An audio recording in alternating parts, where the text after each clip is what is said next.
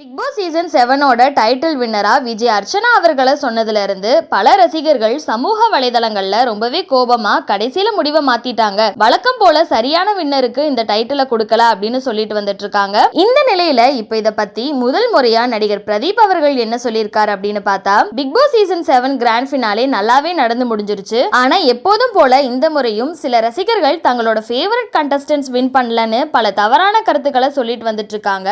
அதை யாரும் நம்பாதீங்க. உண்மையிலேயே விஜய் அர்ச்சனா அவங்களுக்கு தான் ஓட்ஸ் அதிகமா வந்துச்சு. ஆனா அவங்களுக்கு என்னமோ வேணும்னே அவங்களுக்கு டைட்டில் கொடுத்த மாதிரி பேசுறீங்க. அதே மாதிரி கடைசி நேரத்துல வின்னரை மாத்திட்டீங்க அப்படின்னு சில பேர் சொல்றீங்க. அங்க அப்படிலாம் எதுவுமே நடக்கல.